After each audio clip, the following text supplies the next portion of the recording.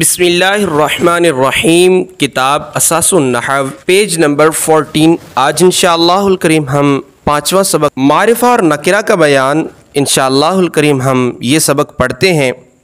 सबसे पहले ये फ़ायदा बयान किया गया है कि इस्म की तकसीम, इस्म की किस्में कई एतबारात से हैं, जैसे मारिफा नकिरा, वाहिद तस्निया जमा, मुज़क्कर मुअन्नस, ये सारी और भी बहुत सारी इसकी तकसीमात की जाती हैं, बहुत सारी किस्में इसकी बयान की जाती हैं, कई एतबारात से किस्में बयान की जाती हैं। आज जो हम इस्म की किस्में पढ़ेंगे वो हम इस एतबार से पढ़ेंगे कि उस इस्म का माना आम है या ख़ास है। इस एतबार से हम इस्म की तकसीम पढ़ते हैं।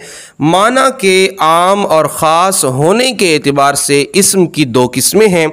नंबर 1 नकिरा, नंबर 2 मारिफा। ये नाकिरा लफ्ज़ है, नकरा नहीं, नकिरा और मारिफा।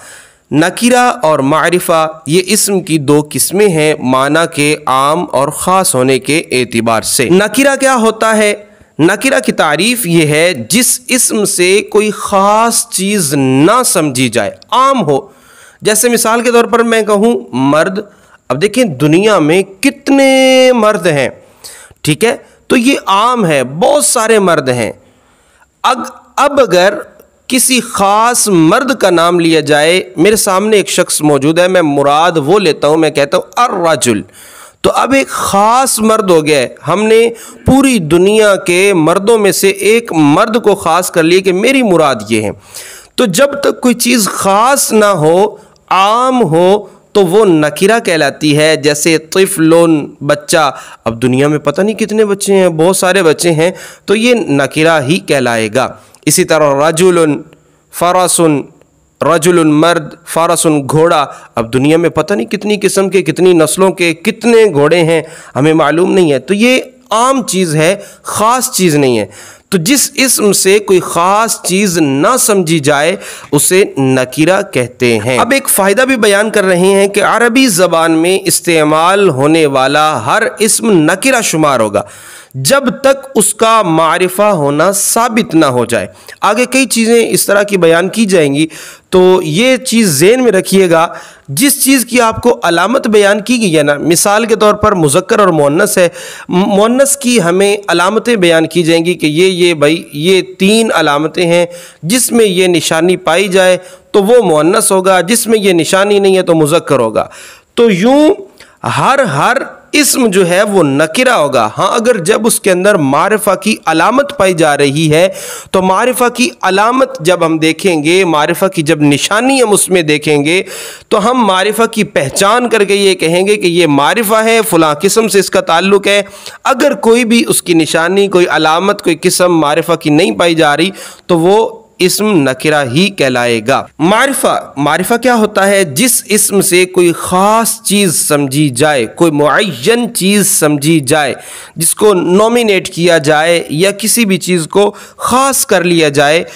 जिस इस्म से ऐसी चीज़ समझी जाए कि जो ख़ास हो, आम ना हो, वो इस्म इसमें मारिफा कहलाएगा। जैसे बकरुन एक शख्स का नाम है। अब दुनिया जहान में कितने मर्द हैं, कितने इंसान हैं, लेकिन हमने एक ख़ास शख्स मुराद लिया है कि बकर मेरी मुराद है। बकर एक ख़ास फ़र्द है, फ़र्द मुअय्यन का ये नाम है, एक ख़ास शख्स का नाम है।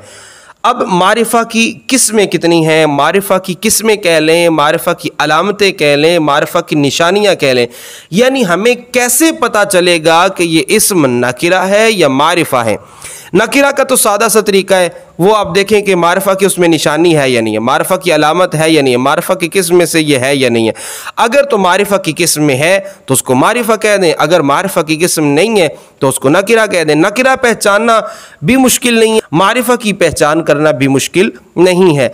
अब मारिफा की निशानियाँ कह लें, किस्में कह लें, अलामतें कह लें, वो 7 किस्में हैं, 7 अलामतें हैं, 7 चीज़ें ऐसी हैं जो मारिफा होती हैं। वो कौन कौन सी हैं? इसमें ज़मीर, इसमें आलम, इसमें इशारा, इसमें मौसूल, मुअर्रफ बिल्लाम, मुअर्रफ बिल इज़ाफ़त, मुअर्रफ बिन निदा। अब इनकी डिटेल क्या है? इसमें ज़मीर क्या होता है? इसमें ज़मीर वो इस्म जो मुतकल्लिम, मुखातब या गायब पर दलालत करे।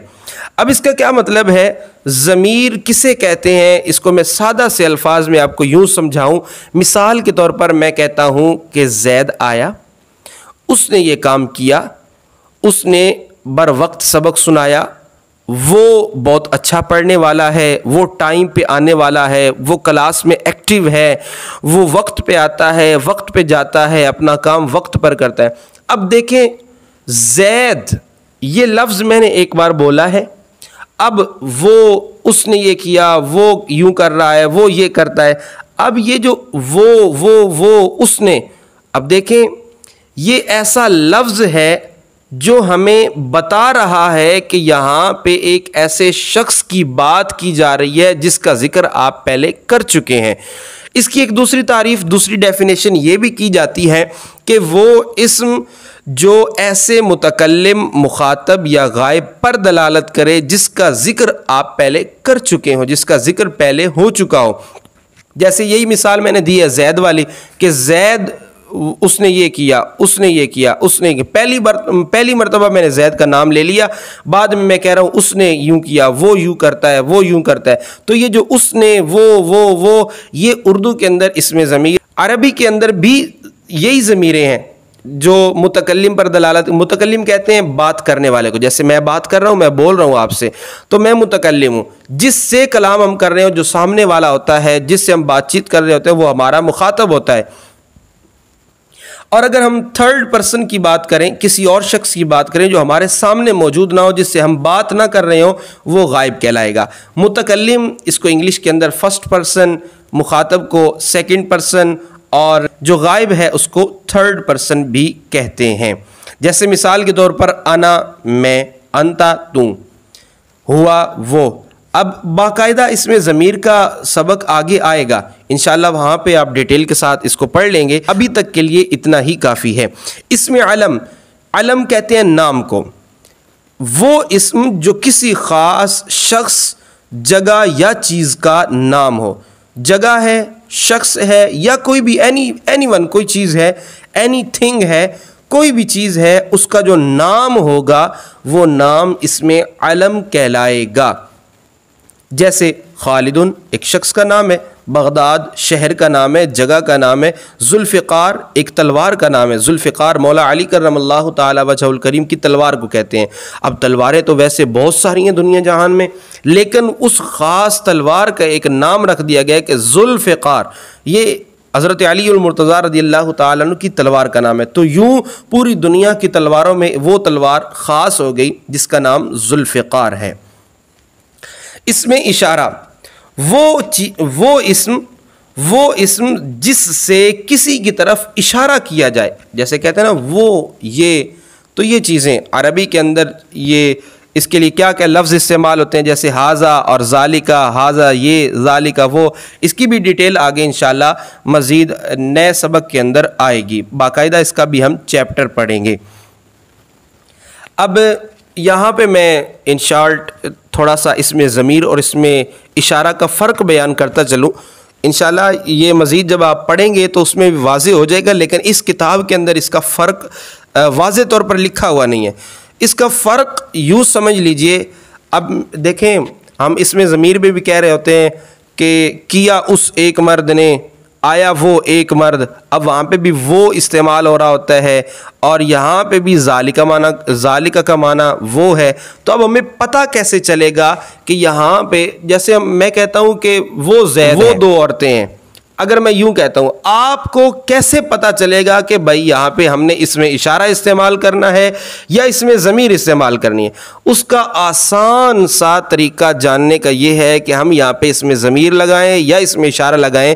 उसके लिए ये है कि अगर वो चीज़ हिस्सी हो, हिस्सी का मतलब यानी अगर वो हमें सामने नज़र आ रही है। हिस्स कहते हैं हवासे खमसा, आपने सुने होंगे, 5 हमारे हवास हैं, चखना, बोलना, सुनना, ये वाले जो हवा, इसको हवास कहते हैं। अगर तो वो हमें आँखों से सामने नज़र आ रहा हो, हम उसकी तरफ इशारा कर रहे हो कि भाई वो सामने ज़ैद बैठा है, तो उसके लिए हम इसमें इशारा इस्तेमाल करेंगे। अगर हमारे सामने नहीं बैठा हुआ, हम उसकी तरफ हाथ से इशारा नहीं कर रहे, हमारी नज़रों में वो नहीं आ रहा, हमारे हवास के ज़रिए उसको, हम अपने हवास के ज़रिए उसको महसूस नहीं कर पा रहे, गायब है, तो उसके लिए हम कहेंगे वो ज़ैद, वो जिसकी बात हम कर रहे हैं, तो उसके लिए हम इसमें ज़मीर का इस्तेमाल करेंगे। चौथी चीज़, चौथी किस्म, चौथी अलामत मारिफा की, इसमें मौसूल। अब इसमें मौसूल क्या होता है? वो इस्म जो बाद वाले जुमले के साथ मिलकर जुमले का जुज़ बने। अब ये मुकम्मल जुमला नहीं होता, लेकिन जुमले का हिस्सा बनता है, जुमले का जुज़ बनता है, जुमले का पार्ट बनता है। वो इस्म जो बाद वाले जुमले से मिलकर जुमले का जुज़ बने। अब ये भी ज़रूरी है कि ये अपने बाद वाले जुमले से मिलकर जुज़ बनेगा, अकेला भी इसका कुछ फ़ायदा नहीं है। इसके बाद वाला जब इसके साथ मिलेगा तब इसका हमें कुछ फ़ायदा होगा, और फ़ायदा भी फिर इतना ही होगा कि ये जुमले का जुज़ बन सकेगा, कलाम का जुज़ बन सकेगा, हिस्सा बन सकेगा, फिर भी मुकम्मल कलाम नहीं बन सकता। जैसे अल्लज़ी, वो जो के, अल्लती, वो जो के। पाँचवीं किस्म मुअर्रफ बिल्लाम, पाँचवीं अलामत ये है मुअर्रफ बिल्लाम। मुअर्रफ यानी मारफा किया गया हो, जिसको मारफा बनाया गया हो, बिल्लामी, लाम के ज़रिए, लाम के साथ जिसको मारफा बनाया गया हो।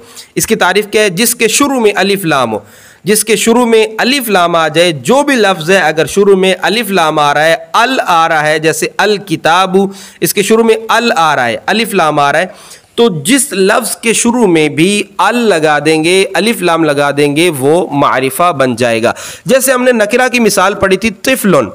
अब इसी तिफ़लुन से पहले आप अलिफ लाम लगा दें तो यही तिफ़लुन जो कि नकिरा था पहले, अब मारिफा बन जाएगा। अगर हम अत्तिफ़लु पढ़ते हैं, अलिफ लाम को हटा दें तो यही तिफ़लुन, अत्तिफ़लु जो है वो नकिरा बन जाएगा। छठी किस्म है मुअर्रफ बिल इज़ाफ़त। मुअर्रफ यानी जिसको मारफा बनाया गया हो, बिल इज़ाफ़ती, इज़ाफ़त के ज़रिए, निस्बत के ज़रिए। वो इस्म जो मारिफा की तरफ मुदाफ़ हो, यानी वो इसमें नकिरा जो मारिफा की तरफ मुदाफ़ हो, यानी वो इसमें नकिरा जिसकी निस्बत मारिफा की तरफ की गई हो। जैसे क़लमु ज़ैदिन।